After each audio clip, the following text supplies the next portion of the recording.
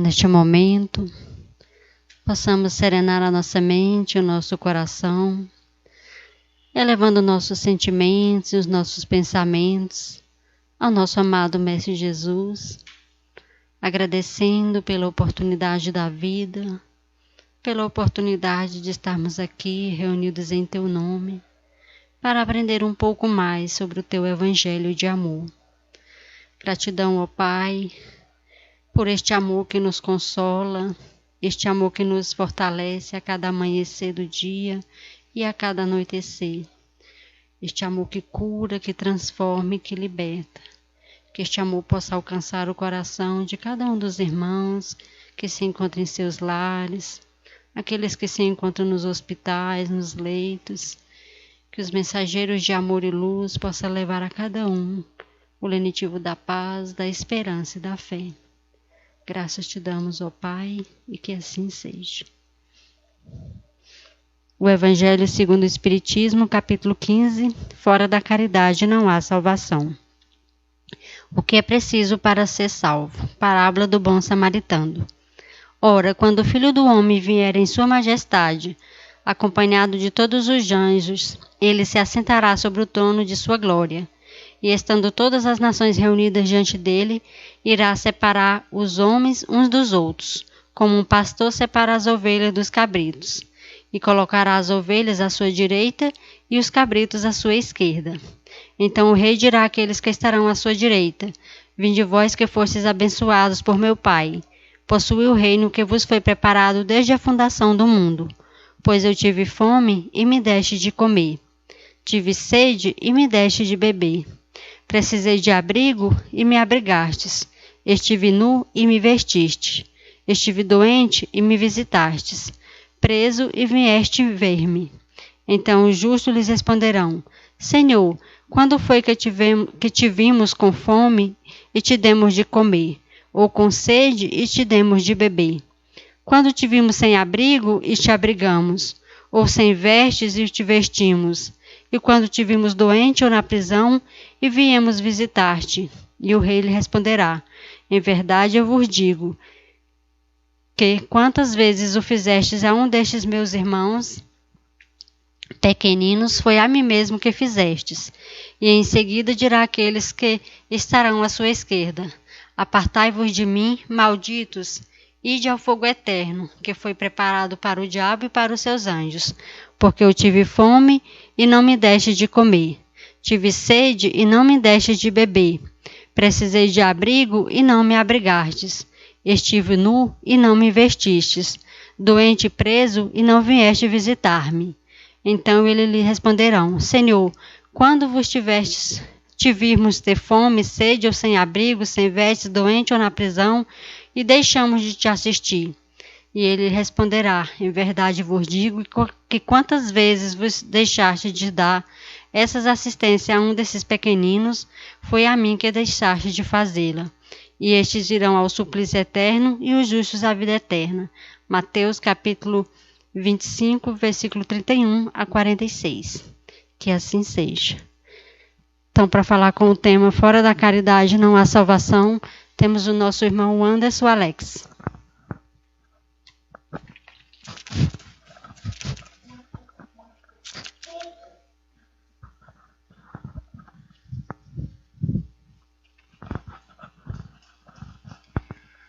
Boa noite, meus queridos amigos. Que a paz do nosso Senhor Jesus Cristo se faça presente em nossos corações e que possa nos abençoar a todos nessa noite. Como foi lido, capítulo 15 do Evangelho segundo o Espiritismo, fora da caridade não há salvação. E nos ensina Jesus, através da parábola do bom samaritano, que um homem descia de Jerusalém para Jericó e na estrada uns assaltantes o abordaram e roubaram-lhe todas as posses e lhe machucaram muito, deixando-o caído na estrada. Ali ferido, um tempo depois passou um sacerdote. E o sacerdote, olhando para o homem caído, seguiu adiante. Pouco tempo depois, veio um levita. E o levita, à semelhança do sacerdote, olhou para o homem caído e também não o ajudou. Seguiu adiante. Depois veio o samaritano. O samaritano, ao olhar aquele homem caído, foi tomado de misericórdia e compaixão e foi até o homem, tratou-lhe as feridas com óleo e vinho, colocou esse homem em seu cavalo e o levou até a hospedaria mais próxima. E cuidou desse homem. No dia seguinte, deu 2 denários ao dono da hospedaria e disse: cuida bem desse homem, e as despesas que tiveres com ele, eu o te pagarei quando voltar. Jesus, tendo contado essa parábola àqueles que o cercavam, perguntou: qual dos 3 teve a ação correta? Então, disseram-lhe a Jesus: o que teve misericórdia. Pois então Jesus disse: vão e façam o mesmo. Ou seja, o ensinamento de Jesus, o ensinamento do Cristo, é um ensinamento de amor, de cuidado, caridade. Nós precisamos entender esse termo caridade. Caridade não é doação simplesmente. Caridade não é dar esmolas simplesmente. A caridade material é importante porque as pessoas que têm fome precisam comer. As pessoas que têm frio precisam ser abrigadas do frio. As pessoas que estão sem teto precisam ter um local para descansar, para se abrigar. Mas caridade não é só isso. Veja na parábola do bom samaritano. Ele foi tomado de compaixão, de misericórdia. Para São Tomás de Aquino, caridade é um ato de amizade do homem para com Deus.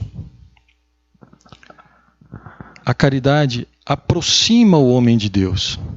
Tomás de Aquino afirma que o hábito da caridade é mais que um ato de amor para com Deus, porque é um ato de amor para com o próximo, que é exatamente o ensinamento de Jesus, quando traz a lei de amor como o maior dos mandamentos. Amarás o Senhor teu Deus de todo o teu espírito, de todo o teu coração, e amarás ao teu próximo como a ti mesmo. Caridade e amor, portanto, se confundem em significado. Caridade e amor, até no radical da palavra caridade, caritas, se confunde em amor. Caritas em latim é amor. Deus caritas est. Deus é amor. Papa Bento XVI escreveu um texto belíssimo com esse título, Deus caritas est. Na passagem de Lucas que acabamos de citar, Lucas capítulo 10, versículos 30 e adiante, o bom samaritano age com misericórdia e age em favor do seu próximo. E quem era aquele próximo? Quem era o homem caído na estrada? O samaritano não o conhecia. Talvez não soubesse, depois de tê-lo atendido, nem tenha descoberto o teu nome. Mas ele atendeu. Então, quando perguntaram a Jesus quem é o meu próximo, e Jesus apresenta a parábola do bom samaritano, na verdade, o próximo é qualquer um. Qualquer um que esteja necessitado. Qualquer um que precise do nosso auxílio, do nosso apoio, do nosso cuidado. Na Igreja Católica, a caridade é considerada uma das 7 virtudes celestiais, ou das 7 virtudes cristãs. As virtudes são prudência, justiça, temperança, coragem, fé, esperança e amor. Como amor e caridade se confundem, o catolicismo considera a caridade uma das 7 virtudes cristãs, sendo que fé, esperança e amor são consideradas as virtudes celestiais, professadas por Paulo em sua carta aos Coríntios, que quando Paulo começa lá no capítulo 13 a falar do amor, né, ainda que eu falasse a língua dos homens e dos anjos, uma passagem belíssima do Evangelho de Jesus e que todos nós conhecemos. Quando Paulo então cita lá no finalzinho, né, que agora nos resta a fé, a esperança e o amor, mas entre as 3 o amor é o maior. E caridade e amor se confundem no seu conceito. nós temos aí um redimensionamento da palavra caridade, do sentimento de caridade. Lá no Livro dos Espíritos, na questão 886, Kardec também se preocupou com a caridade. Livro 3º do Livro dos Espíritos, né, das leis morais, mais especificamente no capítulo 11, lei de amor, justiça e caridade, pergunta 886. Kardec pergunta o seguinte: qual é o entendimento da palavra caridade na concepção de Jesus? Como Jesus entendia caridade? Veja, não é como você ou eu ou como qualquer outro entende caridade. Kardec queria saber como é a caridade na visão de Jesus. A espiritualidade prontamente responde: benevolência para com todos, indulgência para com as imperfeições alheias, perdão das ofensas. Vou repetir: benevolência para com todos, indulgência para com as imperfeições alheias, perdão das ofensas. A reflexão dessa resposta é imensa. Primeiro, porque o que é benevolência? O que é ser benevolente? A benevolência é um sentimento de cuidar, é um sentimento de bondade, é um sentimento de mansuetude. É a manifestação divina em nós. Sermos benevolentes para com todos.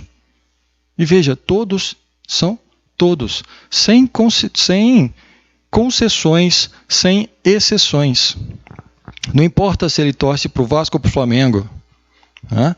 Não importa se ele é comunista ou liberal. Todos. Benevolência para com todos. Indulgência. Ser indulgente é estar disposto a perdoar sempre. É ter a mansuetude no seu coração. É estar sempre pronto a perdoar. Na verdade, a questão do perdão, que é o outro pilar da resposta da espiritualidade, né? Benevolência, indulgência e perdão. O perdão é algo que a gente ainda está aprendendo a fazer, é algo que a gente está entendendo ainda como é que isso funciona, como é que a gente consegue trabalhar o perdão. Mas nós já temos ensinamentos, nós já temos exemplos de que perdoar, só tem a perdoar quem um dia se ofendeu. Para que eu perdoe alguém, esse alguém tem que ter me ofendido. No entanto, nós temos exemplos de companheiros nossos que sequer se ofenderam. O Chico passou por todas as dificuldades que vocês também conhecem. Tem a biografia do Chico, tem filmes sobre a vida do Chico, séries sobre a vida do Chico, histórias sobre a vida do Chico. E por todas as mazelas, por todas as dificuldades que ele passou na vida, quando perguntaram a ele: Chico, você perdoa as pessoas? Ele disse: não, eu não tenho o que perdoar. Não há o que perdoar. Ele sequer se ofendeu. Por quê? Porque na sua beleza espiritual, na sua grandeza espiritual, ele compreendeu as fraquezas humanas e nem se ofendeu com elas. Veja, não pode haver caridade maior do que uma ação como essa. Compreender as fraquezas humanas. Você e eu temos as nossas dificuldades, temos as nossas fraquezas. Não somos perfeitos. Estamos a caminho da perfeição. A boa notícia é que seremos perfeitos porque Jesus foi quem disse. Né? Vós sois deuses. Disse que nenhuma das ovelhas do Pai se perderá e que estará conosco até o fim. Portanto, a perfeição é a nossa predestinação. Essa é a boa notícia. Os nossos defeitos são passageiros e o nosso destino é a perfeição. Mas até lá, enquanto estamos a caminho dessa perfeição, enquanto estamos construindo esta perfeição, existe muito trabalho a ser feito. E aí nós temos que compreender como é que a gente tem que trabalhar esses sentimentos. A indulgência, a benevolência e o perdão. Perdoar. Perdoar é algo que também a gente tem dificuldade de compreender, porque algumas pessoas acham que perdoar é esquecer. Isso é amnésia. Perdoar não é esquecer. Perdoar é ressignificar o acontecido. É você se lembrar daquilo que houve e aquilo não ter importância. Passou, ficou no passado, foi ressignificado, aconteceu. Aconteceu por quê? Porque houve um momento de desajuste entre duas ou mais pessoas. Alguém disse palavras duras a você, e talvez você merecesse ou não merecesse, mas recebeu essas palavras duras. Ou uma atitude, ou a gente chama de traição, quando uma pessoa que está conosco opta por viver uma relação com uma terceira pessoa. Qualquer dessas ações, quaisquer desses atos que se acometam conosco, e a gente é passível disso, estamos no mundo, podemos experimentar essas experiências a qualquer momento. Qualquer situação como essa são atos praticados por pessoas com defeitos, assim como nós. Acima de tudo, isso é uma lição de humildade, porque entender que estamos juntos na caminhada, entender que você e eu temos dificuldades no caminho, entender que você e eu não somos perfeitos, entender que você e eu merecemos auxílio, merecemos a indulgência alheia, entender que você e eu também temos que praticar a indulgência para com os demais. E, portanto, o perdão é ressignificar o acontecido. É entender que o que aconteceu, aconteceu no momento que deveria ter acontecido, doeu, mas passou, ficou lá. Eu não preciso guardar isso. Guardar esses sentimentos é mágoa. E aí o Rossandro Klingen fala muito melhor do que eu sobre mágoa. Tem palestras sobre isso na internet. Mas ele fala que essa mágoa é um sentimento que a gente guarda e fica revivendo isso. Segundo o Rossandro, a mágoa é como seria como se fôssemos vomitados emocionalmente e ficamos guardando esse sentimento e revivendo esse sentimento, e a gente não esquece. É como se a gente guardasse um histórico, um certificado de agressão de todo mundo que passou pela nossa vida e nos agrediu em algum momento. E aí eu vou pegando todos esses certificados, todos esses históricos e vou colocando num arquivo. Normalmente esse arquivo fica em nós, né? Perdão. Esse arquivo fica em nós. E aí a gente acessa esse arquivo cada vez que a gente lembra da pessoa. Isso faz um mal tremendo. Faz um mal tremendo. A primeira pessoa que sofre, a primeira pessoa que é agredida, sou eu mesmo. Quando eu fico remoendo, revivendo estas cenas, essas situações vividas lá atrás. Quando eu fico alimentando a minha mágoa. E veja, para que a mágoa continue, é preciso que a gente alimente essa mágoa. É preciso que a gente reviva essa mágoa. Porque se a gente deixar ela lá, num canto, ela vai perdendo força, ela vai minguando, vai minguando, vai minguando. E sozinha, definha e morre. Então é preciso disciplina, porque a gente tem que reviver esses momentos. Use essa mesma disciplina para se desfazer disso, para se libertar disso. Se desapegue dessas questões. É um ato de caridade para consigo mesmo. E para com o outro, é claro, porque cada vez que a gente se lembra do nosso irmão com carinho, com afeto, a gente emana de nós para Ele energias positivas, energias regeneradoras. E essas energias ficam em nós. Cada vez que eu me lembro desse mesmo companheiro de jornada, desse mesmo irmão, com raiva, com rancor, eu emano de mim para ele também energias negativas, só que essas energias também ficam em mim. E aí basta você observar o seu corpo, como é que ele funciona. Quando você está bem, está tranquilo, e você começa a se lembrar de algo que te desagradou, de um momento triste da sua vida, de alguém que te distratou, e você começa a reviver aquilo, seu coração dispara, sua pressão arterial aumenta, a barriga começa a dar uns movimentos aqui dentro, às vezes solta alguma coisa. O nosso organismo reage. É fato. Observa seu corpo. Observa como é que você se sente nesses momentos. Fazendo esse exercício, olhando para si, você vai naturalmente chegar à conclusão de que não vale a pena. Que para o seu próprio bem, para a sua própria saúde, é melhor que você se liberte dessa mágoa. Talvez, eu ouvi o Haroldo Dutra falando e achei ótimo, talvez você tenha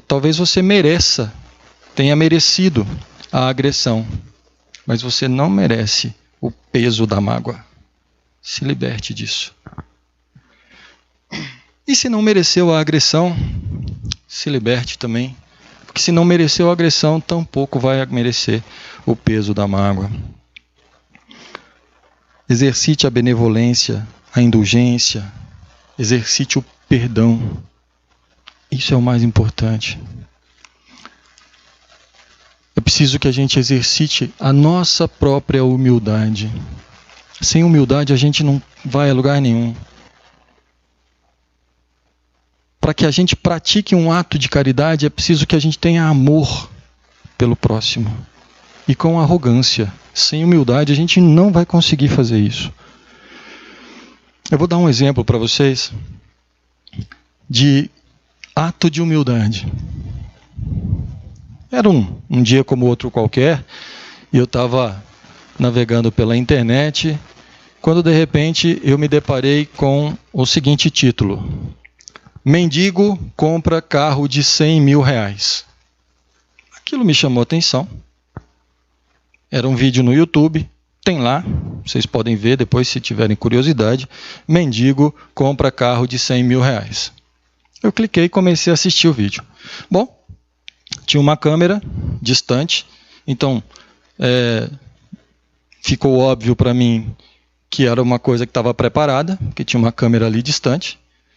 Mas o mendigo entrou lá, ele carregava um saco preto nas costas, e entrou numa loja de carros. E só tinha carrões, Troller, Land Rovers e outros carros grandes. O mendigo olhou, começou a passar a mão, e nisso veio o vendedor.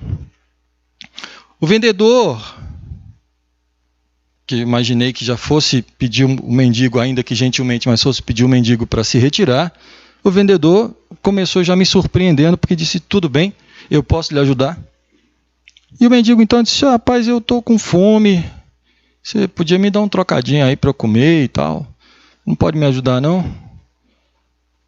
E aí o vendedor falou: não, peraí, vou te ajudar. O vendedor chamou alguém lá para dentro e perguntou se tinha um trocado para dar para o rapaz, para o mendigo. O rapaz falou: não, dinheiro não, mas a gente pode mandar buscar um almoço ali, no restaurante que a gente tem convênio. Aí o vendedor falou: então manda buscar.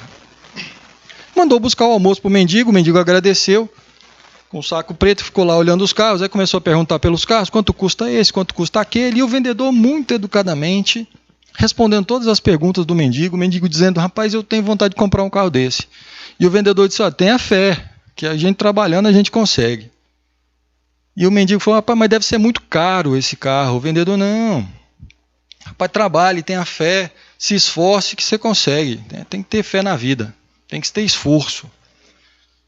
E aí mandou buscar uma cadeira para o mendigo sentar. Eu comecei a achar aquilo muito diferente, né? Porque achei o vendedor muito solícito, né? Muito pronto para atender. Comecei a gostar demais da postura do vendedor. Bom, o mendigo ficou lá sentado. Nisso chegou um outro cara. Enquanto não vinha o almoço, o mendigo estava lá sentado. Chega um outro cara para olhar os carros. E o vendedor vai atender esse outro cara. E o mendigo termina de almoçar, começa a olhar os carros de novo. Esse cara que chegou para comprar começa a agredir o mendigo. Diz, rapaz, mas você não devia estar aqui, isso aqui não é o seu lugar. Você está fedendo, está atrapalhando aqui. Falou para o vendedor, pai, você tem que tirar esse cara daqui. Esse cara aqui vai atrapalhar seus negócios. Eu quero comprar o carro e esse mendigo está aqui, mal cheiroso. E começa a agredir o mendigo. Nisso, o vendedor da loja toma as dores do mendigo. Toma as dores do mendigo a ponto de dizer para o cara, olha, vamos fazer o seguinte, o senhor se acalme. E aí o potencial comprador fala, não, rapaz, vem cá, fala para o mendigo, fala, vem cá, quanto é que vale a tua vida para você ir embora? Aí o vendedor que se irritou, falou assim, tá, e quanto é que vale a sua vida? A sua vida é igual à vida dele. Vale a mesma coisa. Se o senhor quer botar preço na vida dele, quanto é que vale a sua vida? E o vendedor acaba pedindo para o potencial comprador ir embora. E esse potencial comprador vai embora. E aí o mendigo começa a chorar. O vendedor então abraça o mendigo e consola. Diz, rapaz, não fique assim não. Na vida a gente tem dessas coisas mesmo. A gente tem essas dificuldades. Mas não se importe com ele, não. Fica bem, se acalma. O mendigo se acalma, para de chorar. E aí ele volta para a história do carro. E aí, para encurtar, ele se revela e fala, olha, eu na verdade não sou mendigo, eu sou um youtuber, eu queria comprar esse carro e eu já sabia quanto custava e tal, então aqui nesse saco aqui está o dinheiro para comprar o carro, então o saco que o mendigo carregava o tempo inteiro, ele abre, o vendedor abre, tinha 100 mil reais, que era o preço do carro que ele queria comprar, paga à vista o carro, e fala, olha, eu queria comprar esse carro, mas eu queria saber como é que você ia me tratar, porque se você me tratasse mal, eu não ia comprar o carro, eu ia embora e não ia comprar o carro. Mas a postura do vendedor surpreendeu tanto a ele, ao youtuber, quanto a mim que estava assistindo. Porque foi uma grande lição.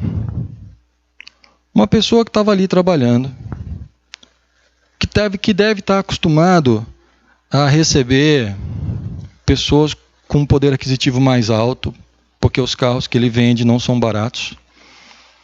Ele recebeu um companheiro, um mendigo, maltrapilho, pedindo ajuda. E, no entanto, ele acolheu, ele tratou bem, ele defendeu, perdeu uma possível venda, porque o potencial comprador destratou o mendigo. E você? E eu? O que nós teríamos feito numa situação como essa? Eu sei que defender alguém em uma situação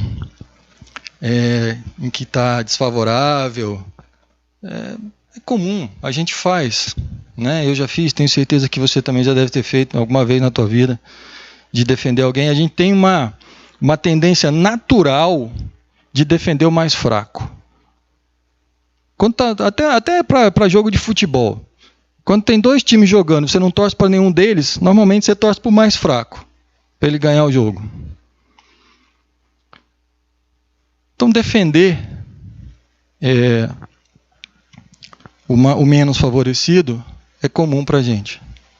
Agora, ter esse comportamento de você receber uma pessoa, tratar ela bem, e você sabe que aquela pessoa, olhando para ela, você não fazendo um julgamento superficial, o mendigo não teria a menor condição de comprar o carro. De onde ele tiraria o dinheiro? Mas mesmo assim o vendedor o acolheu, tratou bem, foi gentil, mandou buscar comida. E tem mais um detalhe ainda. Quando o cara trouxe a comida e que ele foi entregar, ele falou pro rapaz que foi comprar: rapaz, mas você não trouxe nenhum suco. Trouxe só a comida seca. Não, volta lá, compra um suco pro rapaz. E fez o boy da oficina lá voltar no restaurante e buscar um suco. Eu achei sensacional a postura desse rapaz, desse vendedor. Pelo sotaque do vídeo, isso se passou no Nordeste, eu acho. Um sotaque maravilhoso nordestino. E o povo nordestino sempre mostrando pra gente, dando lições de humildade. Porque humildade é isso. Humildade é você se colocar em pé de igualdade com o outro. É se condoer com a dor do outro. É compreender que todos nós passamos por dificuldades e que eu não sou melhor que você, mas também não sou pior. Que somos seres humanos, criaturas divinas, criados por Deus único, nosso Pai que está no céu. E que estamos todos a caminho, nesse planeta de provas e expiações, por enquanto, para o melhoramento. Por isso não há nenhuma razão, não há nenhum motivo para diminuir quem quer que seja, ou para engrandecer quem quer que seja. Isso é humildade. Humildade não é você baixar a cabeça para tudo, dizer sim senhor, sim senhora para todo mundo. Isso é subserviência. Em alguns casos é até covardia. Humildade é estar juntos a caminho de um mundo melhor, de um ser humano melhor. É entender que nós precisamos uns dos outros. Veja, ninguém tem tanto que não precise da ajuda do outro. E ninguém tem tão pouco que não possa dar um pouco de si. Todos nós damos e recebemos uns dos outros. Isso é uma lição de amor. E se esse sentimento ainda não habita em nós, se a compaixão, se a misericórdia não habita em nós, se ainda estamos com o coração endurecidos nesse campo, que tenhamos pelo menos atitudes de amor. Já que não ama, haja como se amasse. Acolha quem puder ser acolhido, quem precisar ser acolhido e você puder acolher. Alimente quem tem fome. Mas, acima de tudo, seja presente na vida das pessoas. A monja Coen, monja budista, muito lúcida, ela nos ensina que o maior presente que nós podemos dar é a nossa presença.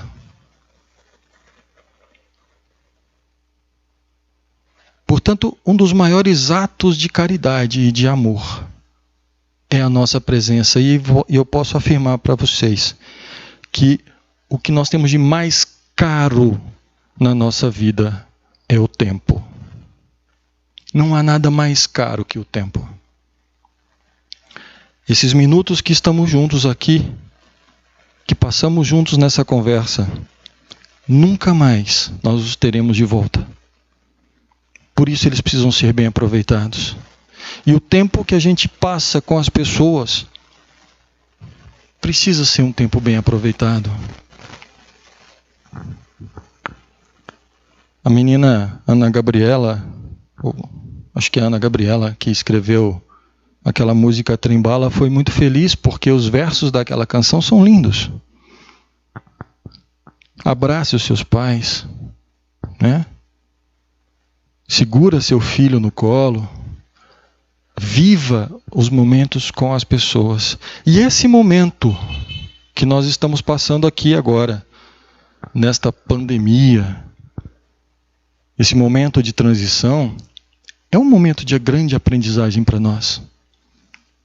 Porque agora nós fomos obrigados a dar valor em coisas que a gente simplesmente fazia sem perceber que fazia. A gente tinha a liberdade de ir e vir, de abraçar pessoas, de cumprimentar as pessoas, de conversar com as pessoas em qualquer hora, em qualquer lugar, a qualquer momento. E agora isso nos foi tirado. Porque eu não posso ir aonde eu quero ir. Primeiro eu tenho que saber se aquele lugar que eu quero ir está aberto, se as pessoas vão me receber. Eu não posso visitar as pessoas que eu gosto, os meus amigos. Eu tenho que conversar com os meus amigos pelos meios eletrônicos. Então a presença nos falta nesta hora. E veja se isso não é um grande aprendizado para nós. Para que a gente valorize esses momentos, para que a gente valorize as pessoas, valorize o estar juntos. Por outro lado, estamos juntos em casa, com os nossos familiares, aqueles que moram sob o mesmo teto que nós. É hora de nos abraçarmos em casa. É hora de valorizarmos a nossa presença em casa, no lar, com filhos, com esposa, com marido, com pai, mãe, com aqueles que habitam e que dividem o mesmo teto conosco. Muitos pais estão descobrindo os seus filhos agora. Por quê? Porque eles não podem ir para a escola. Era muito comum, num tempo que a gente já não se lembra mais,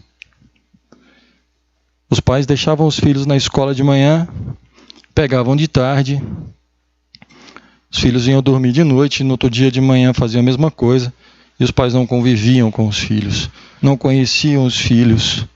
Os filhos passavam mais tempo na escola, nas atividades esportivas, extraclasse, do que em casa com os pais. Os pais chegavam cansados do trabalho e já não tinham mais humor, tolerância, paciência para conviver com os filhos. E assim as famílias vão crescendo, o tempo vai passando, os pais não se aproximam dos filhos, os filhos não se aproximam dos pais. E nesse momento, nada disso acontece. Porque as pessoas precisam ficar mais em casa. Nós precisamos nos aproximar mais dos nossos.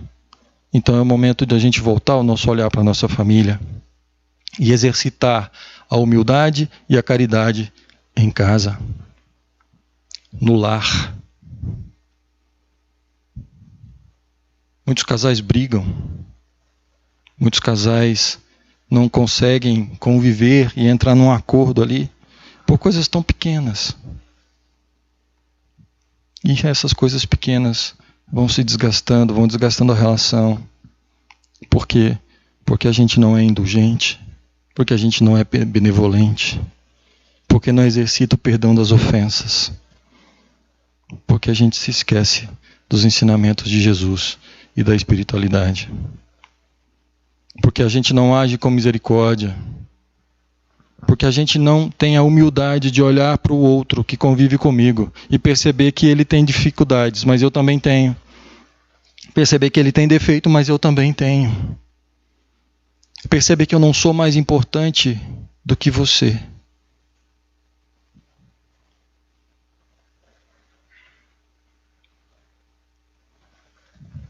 Caridade e amor. As duas palavras se confundem, como eu já disse. Ágape, palavra grega, um dos termos gregos para o amor, mas que também no Evangelho, na Bíblia, se relaciona com a caridade. No capítulo 15 do Evangelho segundo o Espiritismo, fora da caridade não há salvação, quando Kardec trata das palavras de Paulo, ou de São Paulo, né, de Paulo de Tarso, Kardec troca a palavra amor pela palavra caridade. E veja que faz muito sentido. Se não tiver amor, nada serei. E aí troca-se por se não tiver caridade, eu nada serei. Sendo assim, não é possível que nós caminhemos, que nós trilhemos a nossa jornada evolutiva sem a prática da caridade. Por isso, fora da caridade não há salvação. Mas espera aí. Salvação do quê? Se eu preciso de salvação, qual é o perigo? Eu preciso ser salvo do quê? Eu preciso ser salvo de mim mesmo, das minhas más tendências, das minhas inclinações ao mal. Eu preciso ser salvo dos meus erros cometidos. Eu preciso me aproximar de Deus. Essa salvação bíblica evangélica é nada mais, nada menos do que a nossa comunhão com Deus. E isso só vai acontecer quando o sentimento de amor ao próximo, quando a caridade, quando a benevolência, quando a indulgência, quando o perdão das ofensas for intrínseco no meu espírito, forem ações naturais. E aí a gente pode ter muitos exemplos. Muitos exemplos. Dos mais recentes a gente tem Francisco Xavier, nós temos Mahatma Gandhi, nós temos Santa Teresa de Calcutá. Avançando no tempo, nós temos Francisco de Assis, o irmão Sol.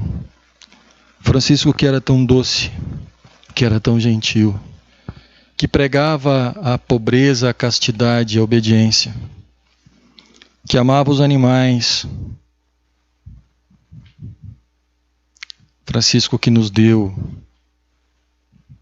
uma grande lição de humildade, de convivência harmoniosa com os irmãos. Nós temos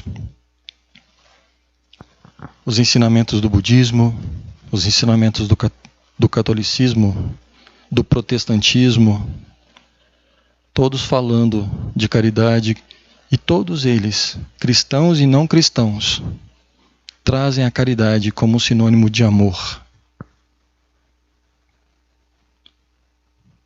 Nós precisamos, então, baixar o nosso nível de arrogância para poder alcançar as pessoas. Nem sempre aquele que pede ao mais necessitado. Nem sempre aquele que implora ajuda é o mais necessitado. Muitas vezes, o irmão mais necessitado está com o coração tão cheio de orgulho e de dor que não consegue pedir. Também é um ato de amor e de caridade olhar para o irmão, identificar as suas dores e acudir, acolher, auxiliar, assistir. São os infortúnios ocultos do Evangelho. Nesse sentido, meus irmãos, nós poderíamos ficar falando de caridade aqui por muito, muito, muito tempo. O termo é amplo, é bonito, é gostoso de estudar. Mas a gente precisa encerrar a nossa conversa de hoje. E aí, para encerrar, eu quero deixar a mensagem de Paulo de Tarso, na sua segunda carta a Timóteo, lá nos Atos dos Apóstolos, na Bíblia. No finalzinho, Paulo escreve a Timóteo assim: quanto a mim, já estou sendo oferecido em libação, pois chegou o tempo da minha partida. Combati o bom combate. Terminei a jornada e guardei a fé. Combati o bom combate de Jesus. Que combate é esse? Combateu as suas más inclinações. Combateu as suas más tendências. Combateu as injustiças, as iniquidades. Espalhou a boa nova. Levou auxílio aos necessitados. Combateu o bom combate. Terminou a jornada, ou seja, cumpriu aquilo que ele precisava cumprir. E ao final de tudo, de todo o sofrimento, ainda guardou a fé. Que o nosso Senhor Jesus Cristo nos abençoe. Que a gente possa refletir sobre os ensinamentos de Jesus. E quero convidar todos para juntos fazermos a nossa prece de encerramento, fechando os nossos olhos, elevando os nossos pensamentos a Deus e trazendo na nossa imagem mental a figura augusta do Mestre Jesus. Jesus amoroso, de braços abertos, nos envolvendo, espargindo de si as suas bênçãos divinas.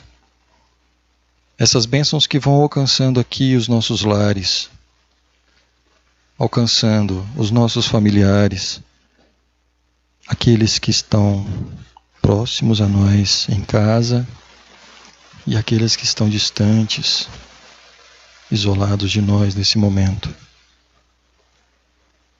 Que essa paz e essa luz divina, vinda de Jesus, possa nos envolver e cuidar de nós, trazendo o lenitivo para as nossas dores mais íntimas.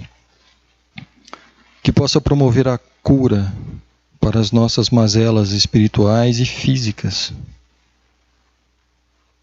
Que possa reequilibrar as energias da nossa casa, do nosso trabalho,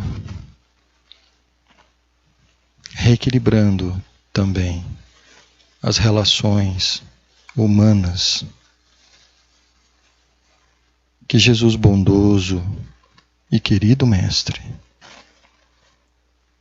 permita que os nossos mentores espirituais, os nossos protetores e guardiões, tenham força, poder e sabedoria para seguir conosco, nos orientando, nos guardando e protegendo. Que Deus, nosso Senhor, seja sempre louvado. Graças a Deus, que assim seja.